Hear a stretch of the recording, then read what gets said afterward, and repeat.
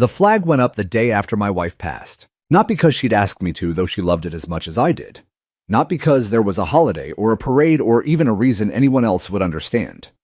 It went up because I needed something to hold me steady when everything else felt like it had collapsed. The pole stood 12 feet high, planted firmly in the flower bed beside our front porch.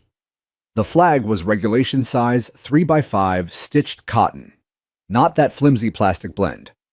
I'd had it folded in a case for years, the same one that draped my brother's coffin when he came home from Fallujah. I was supposed to hold on to it, not raise it. But grief has a way of making decisions without asking for permission. That morning, I unfolded the flag with slow, deliberate hands. I stepped outside into the crisp air of early October. The sun was just starting to burn through the mist that hung over our quiet little community in northern Arizona.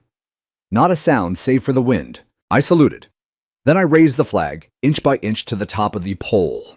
It snapped gently in the breeze, colors vibrant against the pale sky. And for the first time in days, I breathed deeply. My name is James Sullivan. I'm 54 years old. I served 2 tours in Iraq with the 173rd Airborne Brigade. I was honorably discharged after a blast shattered the bones in my right leg and took 2 of my closest friends. That was 15 years ago. Since then, I've lived a simple life with my wife, Laura, in a 1-story home on a cul-de-sac surrounded by retirees' families and a lot of manicured lawns. The neighborhood known as Sagebrush Heights looked peaceful, and for the most part it was, except for one thing. The HOA. Now don't get me wrong, I understand rules. I lived by them in the military. Structure keeps things from falling apart. But Sagebrush Heights' HOA was a different beast entirely. They weren't about safety or community. They were about control. Lawn height regulations, color-coded garbage bins, fines for bird feeders, mandatory attendance at community gardening meetings. And I tolerated it all. I kept my head down, paid my dues, nodded politely at the monthly newsletters. Until the letter came. It was slipped under my door in an envelope marked urgent. No stamp, no signature, just the official HOA letterhead in bold red. Notice of non-compliance, unauthorized flag display. Mr. Sullivan, our records indicate that you have installed a flagpole and displayed an unapproved fixture in front of your residence, as per Sagebrush Heights HOA Article 6. Section 3.8, no external structures or displays may be erected without prior written approval from the board. You are hereby ordered to remove said flagpole and flag within 10 days of this notice to avoid a fine of $100 per day of non-compliance. Failure to comply may result in further legal action. Sagebrush Heights, HOA. I stared at the letter, then looked out my front window. The flag fluttered gently, casting a long shadow over the yard. My wife's flowers still bloomed below it, petunias, marigolds, a few late-blooming lavender stalks. I felt something harden in my chest. That flag wasn't just a decoration. It was a burial shroud, a memory, a statement. It was the last thing my brother touched before we buried him. It was the cloth my wife and I used to cover our dinner table on Veterans Day. It was the reason I limped when I walked, the reason I stood a little taller when I could. And now, a group of people who held potlucks and compared sprinkler systems were telling me it didn't belong. I didn't take it down. Instead, I taped the letter to my front door and left the flag exactly where it was. 2 days later, I received a second notice, this time with a printed photo of my front yard attached. The fine had begun, $100 per day. I wasn't surprised. I'd seen their kind before in the ranks in the mess halls, sometimes even in the officer corps. People who mistake authority for leadership. People who confuse power with purpose. I tried the polite route first. I attended the next HOA board meeting. Walked in wearing my old uniform jacket, not for show, but because it still made people pause. I stood in the back until it was time for public comments. Then I stepped forward, cleared my throat, and spoke.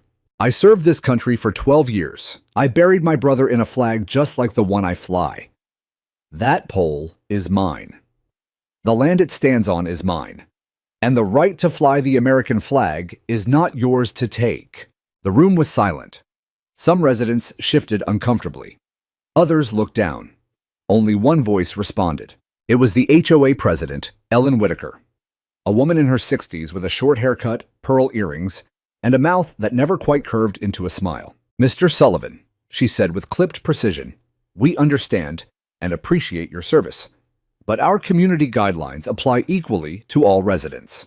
Exceptions create disorder. I stared at her for a long moment. Then I said, "You don't want order, you want obedience." And I walked out. I thought that might be the end of it.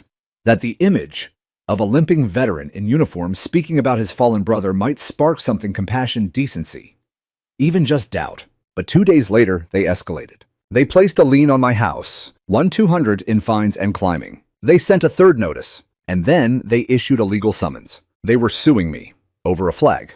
Over my flag. They picked the wrong veteran. I spent the next morning sitting at my kitchen table, the court summons unfolded beside a mug of bitter coffee that had long since gone cold. I kept staring at the seal on the document, the way it practically dared me to back down. I'd been through worse, much worse, but this felt different. Not because I was afraid, but because I was angry, righteously angry. This wasn't about the money. It wasn't even about the HOA anymore. It was about principle. About the kind of country I swore an oath to defend. About the absurdity of being dragged into court for doing what men and women in uniform had died to protect. I picked up the summons and tucked it into a folder. Then I opened my laptop. I didn't need a lawyer, I needed the law. Hours later, I'd read everything I could get my hands on. Federal statutes, state homeowner regulations, veteran advocacy blogs, cases involving HOAs and the American flag.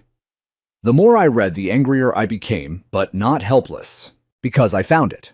A single line in the Freedom to Display the American Flag Act of 2005, a condominium association, cooperative association, or residential real estate management association may not adopt or enforce any policy that would restrict or prevent a member of the association from displaying the flag of the United States on residential property within the association. It was right there in black and white. They were in violation of federal law. I printed the statute, highlighted every relevant section, and stapled it to a copy of the HOA's own bylaws, which interestingly made no specific mention of flag restrictions. They had simply lumped it in under unauthorized external fixtures. I'd seen that kind of language before in bureaucracy, in briefings, in base manuals. Vague on purpose, broad enough to stretch, narrow enough to weaponize. But not against me. Not today. I drafted a letter. It wasn't angry. It was precise. I included the legal citations. I listed past court cases. I quoted the Flag Act.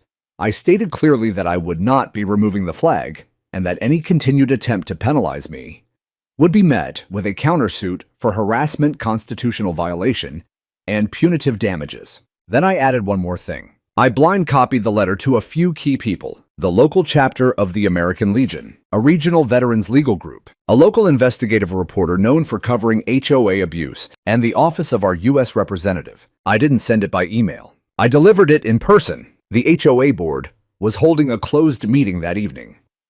I knew the room they used, the community clubhouse, same as always, with its dusty fake plants and water-stained ceiling tiles.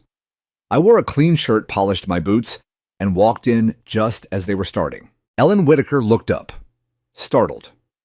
"Mr. Sullivan, this is a private session." I dropped the stack of documents on the table. "I just wanted to make sure you received this." She glanced at the cover page. Her eyes narrowed. "This will not change our decision," she said. I leaned forward, calm. "It already has.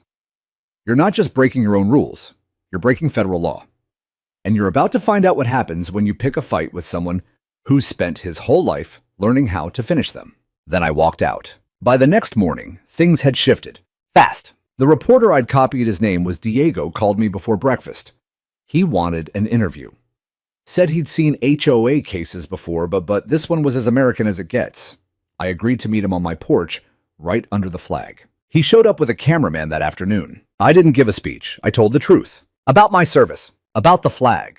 About how it felt to come home to a quiet street where the only war left was the one over paint shades and mailbox styles, until the people in charge decided even my silence was too loud for them. He asked me what I wanted. I looked straight into the lens and said, "I want the next veteran who flies a flag to do so without fear of being punished for it. That's all." The segment aired that night, and it spread like wildfire. Within 48 hours, the American Legion issued a public statement in support of my case. The story was picked up by a regional news network. My mailbox overflowed with letters, some handwritten, some typed, thanking me for standing up. But what changed everything was what happened next. Sunday morning, I stepped outside and froze. Up and down the street, every house, every porch, every mailbox was flying an American flag. Big ones, small ones, handmade ones. Some draped across balconies. Others hoisted on makeshift poles made from broom handles and curtain rods. At least 30 flags. Neighbors waved as I walked down the street. Some saluted, some just nodded. I saw Mr. and Mrs. Rivera from 2 doors down holding hands. He whispered I served in Vietnam. I was afraid to say anything. Thank you for reminding me I still had a voice. I nodded, my throat thick. And then, in the distance, I saw Ellen Whitaker standing on her porch, watching. For the first time since I'd known her, she didn't look angry. She looked outnumbered. The Monday following that sea of flags, I received another envelope on my doorstep. But this time, it wasn't from the HOA. It was from the Office of the State Attorney General. I opened it slowly, scanning the bold-lettered heading, Request for Information Regarding Alleged HOA Misconduct, Sagebrush Heights. My heart surged. Attached was a formal inquiry into the Sagebrush Heights HOA, citing credible evidence of potential civil rights violations, specifically referencing actions taken against residents displaying the U.S. flag. They wanted statements, documentation, testimony, and they wanted mine. I smiled for the first time in weeks, not because I was winning, but because the truth was finally loud enough to be heard. I picked up the phone and called Diego, the reporter. He answered on the first ring. They're being investigated, I said, voice steady. He chuckled. You're becoming a legend, James. I'm just a guy with a flag. Yeah, he said. But you're also the guy who made 30 other flags go up in one night. That afternoon, I sat down at my dining table and wrote out a full report, dates, times, letters, the text of the HOA's notices, and the Freedom to Display the American Flag Act. I even included screenshots from the news clip and a quote from the state's own real estate website that explicitly protected veteran homeowners. It wasn't just a complaint, it was a case file, and it was airtight. Meanwhile, the HOA scrambled. Within days of the Attorney General's inquiry, they canceled their monthly meeting due to unforeseen circumstances. Their website went down, emails bounced back, and Ellen Whitaker, she vanished from the neighborhood scene like mist in sunlight. Rumors spread she'd resigned. Others said she was on sabbatical, but no one saw her at the clubhouse again. In her place, a hastily appointed interim board took over mostly low-profile names I didn't recognize. But what caught my attention was the very first memo they distributed, Re Community Unity and Resident Expression. The Board of Sagebrush Heights acknowledges recent events and concerns expressed by residents. We recognize the significance of patriotic displays and affirm that residents have the right to display the American flag in accordance with state and federal law. All fines related to unauthorized flag displays are hereby revoked. We sincerely apologize for any distress caused and are committed to rebuilding trust. I must have read it 10 times. Not because I couldn't believe it, but because I knew how rare it was for people in power to actually admit they were wrong. But I wasn't done. 2 days later, I spoke at the Community Open Forum, standing at the same podium where I'd once been dismissed. The room was full, packed to the walls. Not just neighbors, but a few strangers from nearby towns who had followed the story. Some wore veteran ball caps, others brought their children. I looked out over the crowd, flag pin on my chest folder in my hand. But I didn't read from it. I spoke from memory. You don't have to serve in uniform to love this country. But if you've ever saluted a flag or cried during a national anthem or whispered thanks to someone in boots at the airport, then you know what it represents. That flag is not a decoration. It's not a prop. It's a promise. And when someone tries to shame you for flying it, what they're really trying to do is rewrite who gets to belong. I fought for every person in this room to be free. Free to speak. Free to disagree. And yes, free to fly the very thing that made us a nation in the first place. I stepped back. The room was quiet not because they disagreed, but because there was nothing to add. Then a voice from the back called out, "You've got my vote, James." Laughter. Applause. I waved it off. I'm not running for anything, I said.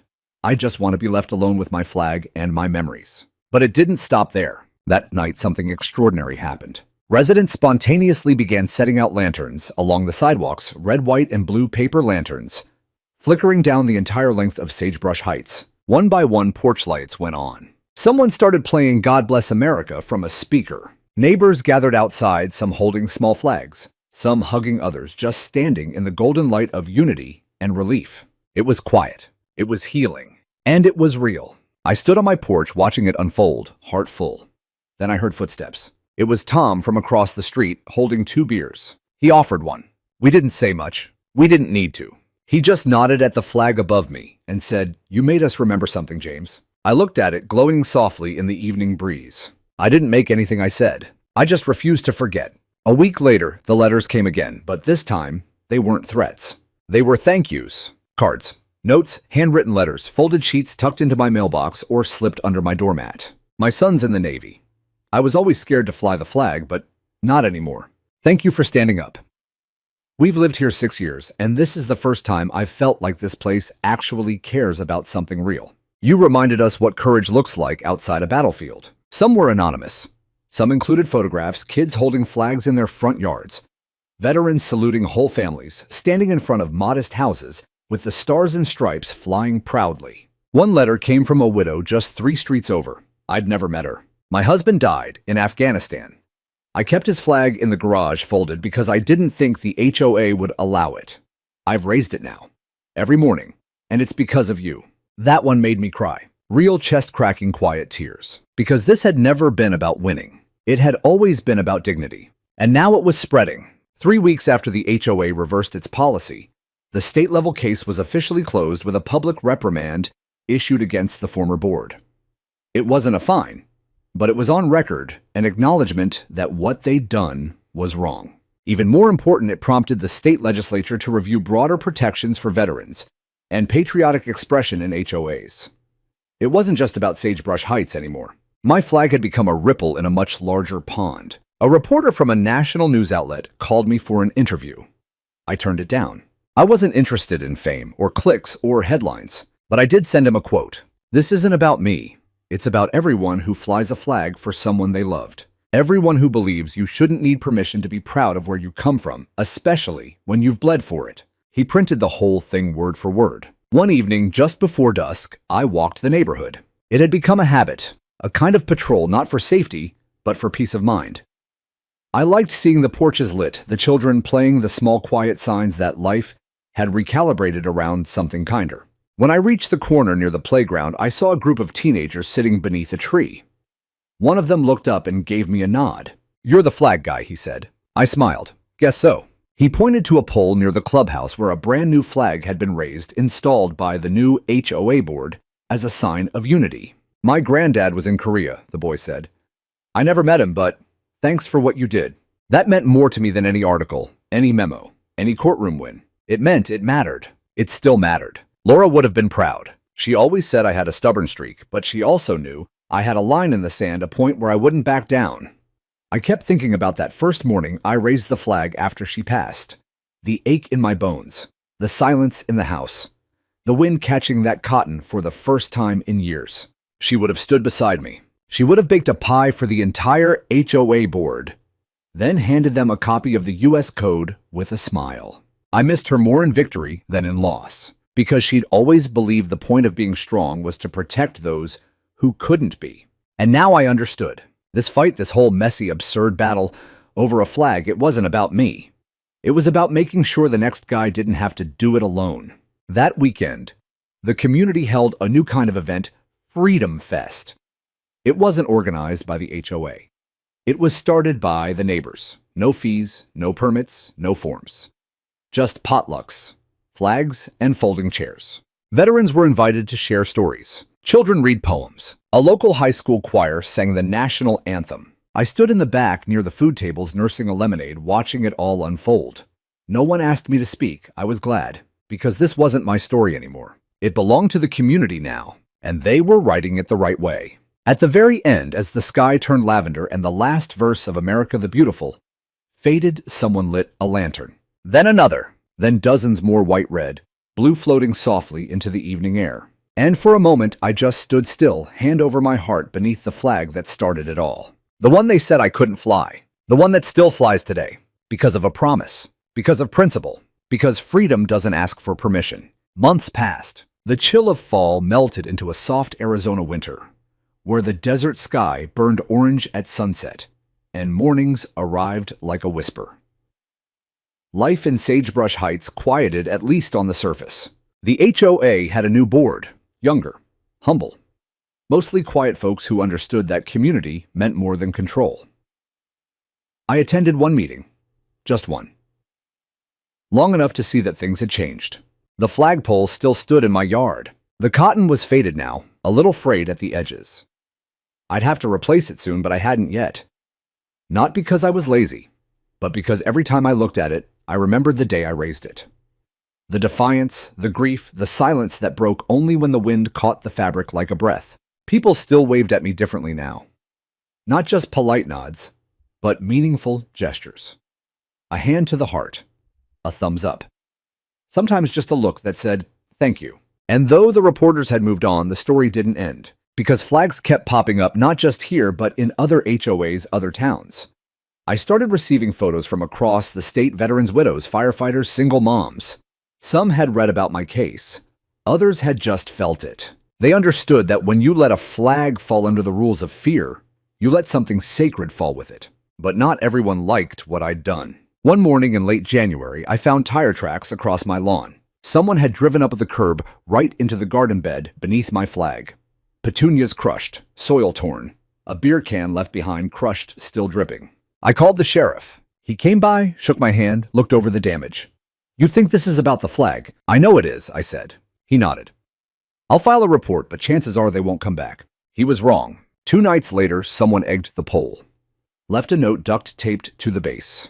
"HOA was right. You're just a glory hound." It didn't scare me. It pissed me off. But more than that, it reminded me that the fight wasn't over. Not really. Because when you stand up in a quiet world, the silence doesn't always applaud. Sometimes it throws eggs. I didn't call the sheriff this time. I cleaned the pole myself, scrubbed the eggshell off the metal, wiped the base down with bleach and vinegar. Then I went inside and opened a dusty box from my hall closet. Inside was a brand new flag, stitched by my wife Laura the year after we got married. She used to say every stitch was a prayer for peace, for truth, for memory. I raised it the next morning. Not in mourning, not in protest. In resolve. Let them see it. Let them try again. This wasn't just about who I was. It was about who we all had to be when the easy road was cowardice. Then came the invitation. A letter from the state capitol bearing the seal of the Arizona House of Representatives. They were honoring local veterans for notable contributions to civil liberties in the state. A formal ceremony, awards, speeches, a private meeting with lawmakers. At first, I wanted to decline. The thought of sitting in a suit under fluorescent lights listening to bureaucrats clap politely felt hollow. But then I remembered something Laura once told me. Symbols are only empty when we leave them alone. So I went. I sat through the speeches. Listened to younger soldiers tell their stories. Heard a mother speak about losing her son in Afghanistan. Then they called my name. I walked to the front straight-backed, despite the limp, dressed not in a suit but in my uniform. The one I'd worn at every funeral, every flag ceremony, every memory that still clung to me like a second skin. They handed me a plaque, but I didn't take the mic. I took a folded flag from my pocket, Laura's flag. The one I'd raised on the worst day of my life, and again on the best. I held it up, unfolded it slowly, and said one sentence. This is the only recognition I ever needed. And they stood. All of them. Because sometimes a single gesture says more than applause ever could. When I came home that night, I walked the length of the neighborhood. Flags still stood in front yards. No fines, no threats. Just quiet resolve fluttering in the breeze. The mailbox had another letter, this one from a woman in Oregon. I'm not a veteran. I'm a teacher. But I saw what you did, and now I teach my students what the flag really means. Not politics, not fear, but love. Of people, of sacrifice, of freedom. I pinned it to my fridge. Then I made dinner, turned off the lights, and sat on my porch watching the flag cast long shadows over the grass, still whole, still flying. And I thought, this is what victory looks like. It isn't loud.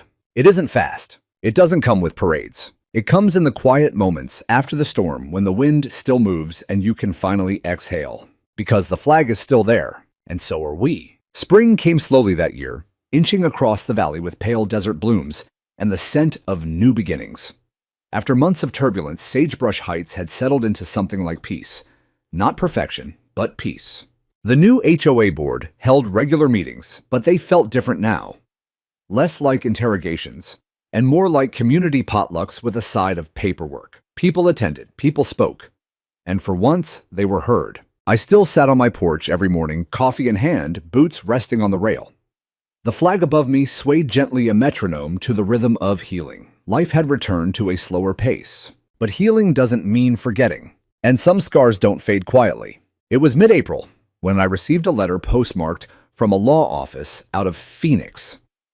The name on the envelope sent a jolt through my chest, Ellen Whitaker. I hadn't heard it in months. Inside was a typed note, short and formal. Dear Mr. Sullivan, after careful reflection and legal review, I have withdrawn any personal claims against you regarding previous actions under my tenure with the Sagebrush Heights HOA.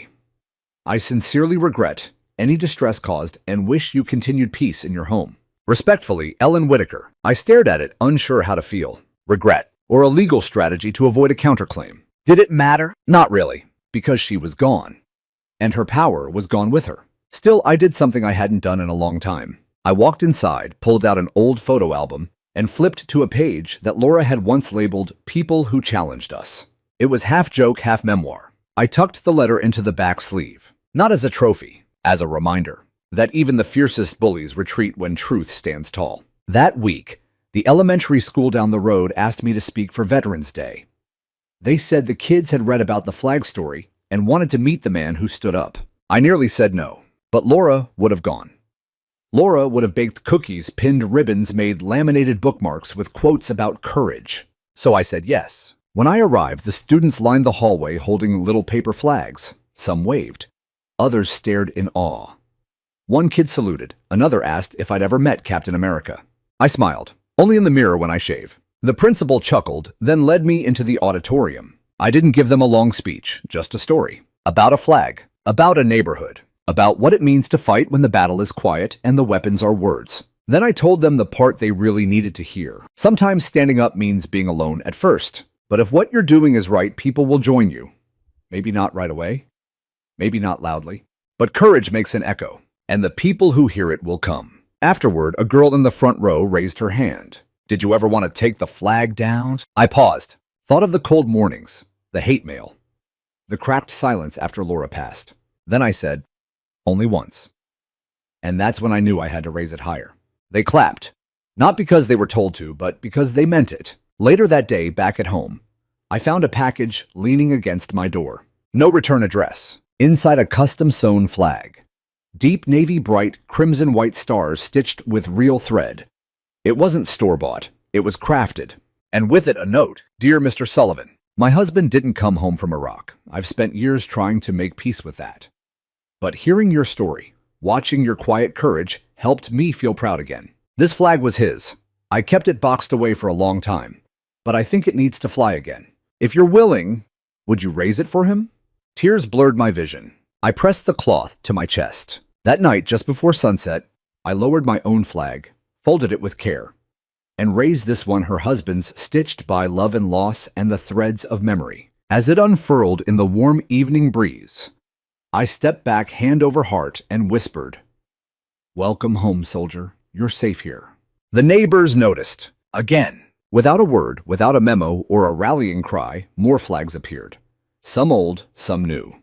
Some handmade by children. This wasn't just patriotism anymore. It was belonging. It was community built on resilience. And in the quiet rustle of fabric above rooftops, you could hear a neighborhood healing from the inside out. The HOA had once tried to erase a symbol. Instead, they'd sparked a revival. Summer settled into Sagebrush Heights with a kind of serenity that had once felt impossible.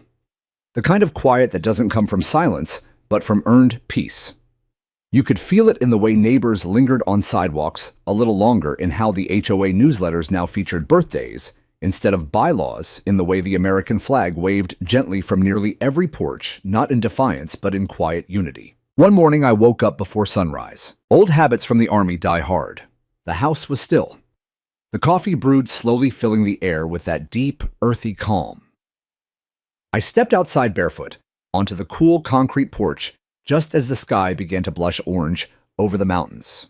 The new flag, the one from the widow in Oregon, moved like breath in the breeze. I stood there hand to chest, alone in that holy quiet. And I thought about how it all began. How a simple letter from the HOA tried to turn honor into offense. How my grief over Laura turned into a battle I never meant to fight. How the neighborhood changed. And how I did too. But just as I was ready to head inside, a soft knock startled me. I turned. It was Michael Carter, the same HOA board member who once called me combative for refusing to lower the flag. He looked different now, thinner, eyes clearer, shirt not so pressed. In his hands was a small box. I never said thank you, he began. I said nothing, just nodded for him to go on. My father was a Vietnam vet. We didn't get along. He died before we made things right. But when all this happened, what you did... His voice cracked. I realized I still had time to get right with myself, to honor him the way I never did when he was alive. He handed me the box. Inside was a folded flag. But it was old, creased in perfect triangle fabric, faded from decades of sunlight and time. It was his, Michael said. He kept it in a footlocker. I was too ashamed to fly it. Until you weren't. I swallowed hard. You sure you want me to have this? He nodded. No. I want you to help me raise it. Today. At the clubhouse. We did. Together. By 10 a.m., half the neighborhood had gathered without being asked. No flyers, no HOA notices, no fanfare. Just word of mouth. Just hearts in sync. The new board had recently approved a proper flag garden in front of the clubhouse. 3 tall poles, 1 for the U.S. flag, 1 for the state, and 1 left empty for any recognized holiday or community symbol. Michael and I stood side by side beneath the tallest pole. He unfolded the flag, his father's flag, with reverence. We tied it carefully, wordlessly. Then I handed him the rope. This is yours, I said. He hesitated, tears caught behind his glasses. I'm not sure I deserve it. You don't have to, you just have to mean it. And with a breath, he raised it. Up, up, until it caught the wind and soared. People clapped, but softly. Some saluted. Some simply stood with tears streaking their cheeks. Because this wasn't just a flag anymore. It was a gesture of forgiveness. Of growth, of homecoming. Afterward, a barbecue broke out on the clubhouse lawn. Kids ran barefoot through sprinklers. Old-timers shared stories from war and peace. New residents brought casseroles, lemonade, and paper plates that sagged from ribs and potato salad. For the first time since I moved into Sagebrush Heights, I felt like I lived in a neighborhood, not just a subdivision. Michael approached me again, 2 sodas in hand. To peace, he said, holding one out. To earned peace, I corrected. We clinked cans and sat on a bench watching the flag dance against the afternoon sun. I always thought HOA meant control, he said after a pause. It doesn't, I replied. It means trust. Or at least it should. He nodded slowly. You ever think of running for the board? I nearly choked on my drink. He laughed. I'm serious. I don't want to be in charge, I said. I just want people to remember why we care. Well, he said you did that. I turned to him. Then let's make sure no one forgets again. The next month, the HOA newsletter featured something new. Not a citation, not a warning, but a quote under a black and white photo of the flagpole in full flutter. This is not about the cloth. It's about the courage to stand when it's easier to sit. James Sullivan, U.S. Army Retro. I hadn't submitted it. Michael had. He'd made sure the lesson became legacy. And in doing so, he reminded me of something Laura always believed: people are capable of change if someone has the guts to go first. That flag still waves in front of the clubhouse. Next to it, a small bronze plaque reads, "In honor of those who stood tall even when told to sit down." Fall arrived with a hush. The desert cooled slowly and Sagebrush Heights shifted into a quieter rhythm. The cicadas faded, kids returned to school, and every morning felt like it came with a clean slate. For once, the HOA meetings weren't battlegrounds. They were actual discussions. Board members asked questions, listened to concerns, and made decisions with transparency. The community wasn't perfect, but it was breathing again. One afternoon, while cleaning out my garage, I stumbled on an old cardboard box labeled Laura, Office. It was duct-taped at the corners, a little dusty, forgotten in a stack behind paint cans and holiday lights. I carried it inside, set it on the dining table, and carefully opened it. Inside were old photographs, handwritten notes, faded awards from her years as a teacher. Near the bottom, I found a bundle of letters I had written her during my deployment in Iraq. I hadn't seen them in years. She'd saved every single one. And beneath those, folded neatly in tissue paper, was a piece of paper I hadn't expected to see again. A hand-drawn blueprint, her idea for a veteran's reflection garden in our backyard. She'd sketched it one night years ago, dreaming about building a small space to honor the people we'd both known and lost. Nothing big, just a stone bench, a flag, a plaque. A quiet place. I'd forgotten about it, but now I couldn't stop looking at it. The curves of her handwriting. The way she labeled the bench, thinking spot. The words in the corner. For James and all the quiet warriors. I held the page to my chest, and just like that, I knew what needed to come next. I started building it that weekend. Not flashy, not expensive, just wood, stone, and time. My neighbor David, a Marine who'd once kept to himself, offered to help. So did a few high schoolers who needed community service hours. Before long, it became a neighborhood effort. Someone donated gravel. Someone else carved a wooden sign. We planted low-water desert roses and lavender. I sanded and sealed the bench myself. And at the center, I raised one more flagpole, this one shorter but just as proud. The day we finished, we held a small gathering. No speeches, just stories. A candle for each neighbor who had served. A minute of silence for those who didn't come home. And then we unveiled the plaque hand-engraved by a retired blacksmith who lived 3 doors down. It read, "For those who stood when silence was safer. For those who loved this country enough to challenge it. For those who remember, and for those who never forget." Dedicated to Laura Sullivan and all who serve with honor. I didn't speak that day. I didn't need to. Because the wind carried every unspoken word. Weeks later, I received a letter from the State Office of Veteran Affairs.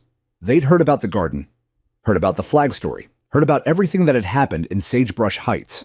They wanted to feature the neighborhood in a statewide campaign called Flags Without Fear. The idea was simple: encourage veterans and civilians alike to reclaim their symbols of pride, especially in HOA-regulated communities where they'd been silenced. I agreed, but only on one condition: no spotlight on me.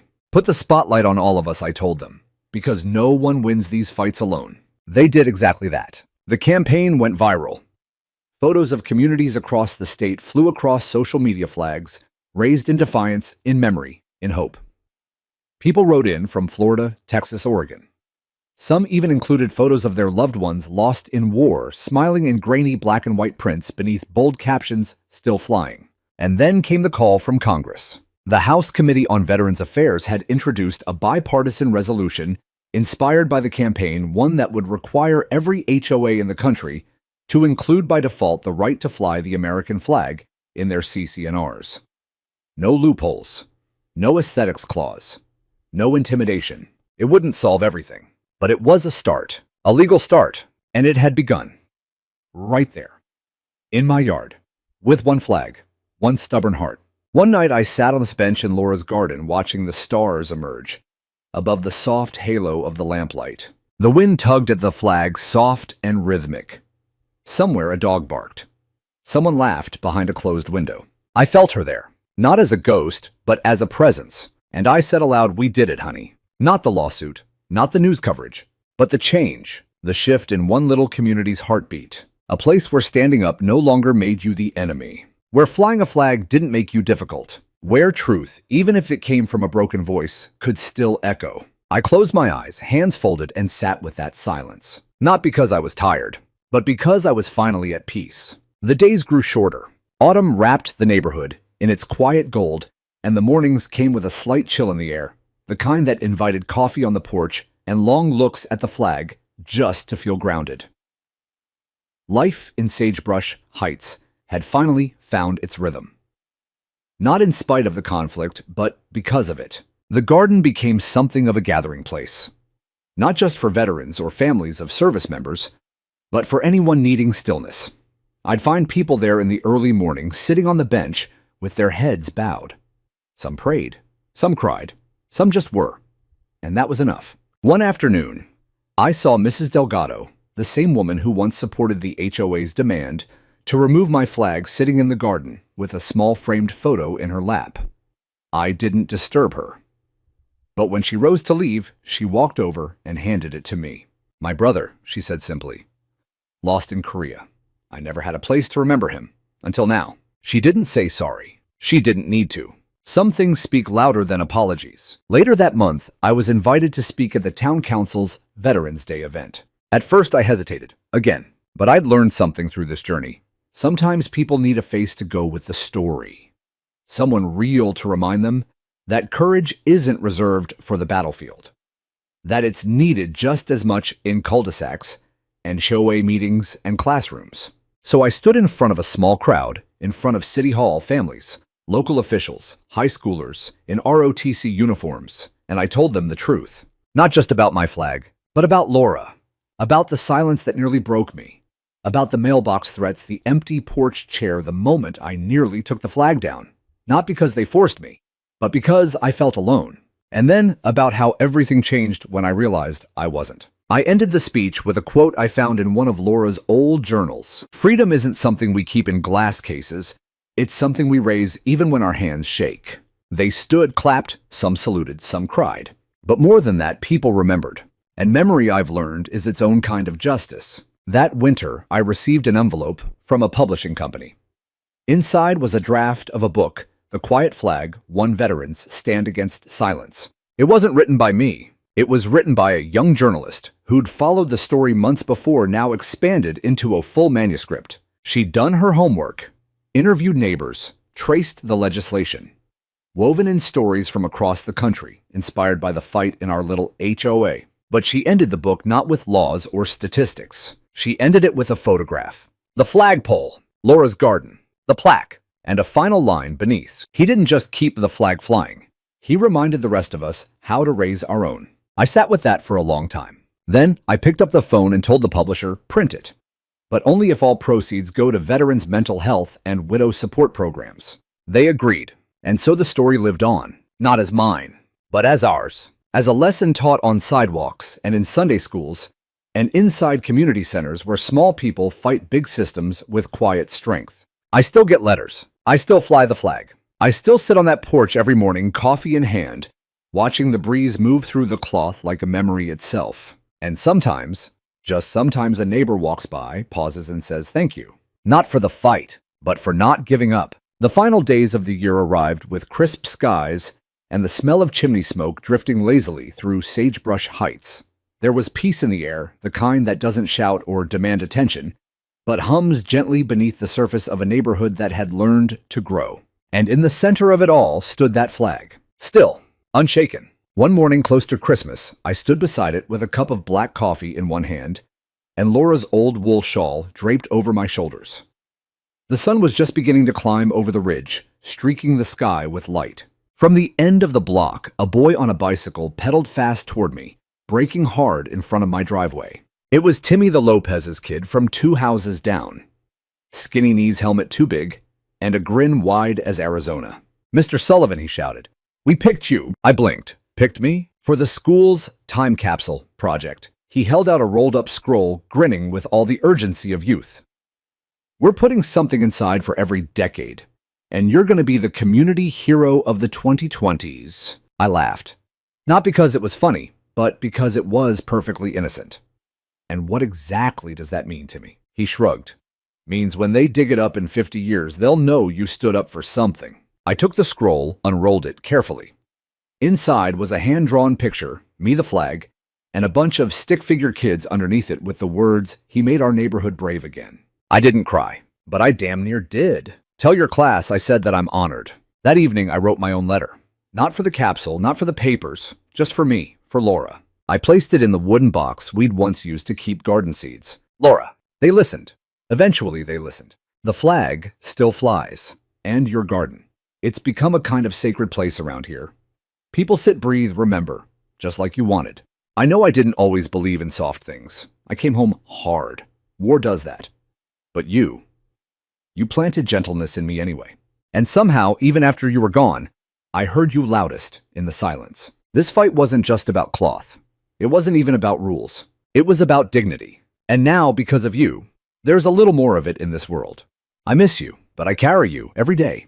Love always, James. I folded the letter and sealed the box. Then I walked it into the garden. Beneath the bench, beneath the plaque, I placed it gently in a hollowed spot by the roots of the lavender bush. Covered it with soil. Pressed my hand to the ground like a promise. And I whispered, "Rest easy, sweetheart. We're okay now." The years passed. The garden remained. So did the flag. So did the stories. And every time a new family moved in, they'd walk by my porch, eventually, curious, unsure, and ask, "Are you the guy from the flag thing?" And I'd nod and smile and say, "No, I'm just the first one who didn't sit down." Because the truth is, every act of courage begins with someone deciding to stand. And sometimes that's all it takes to change everything.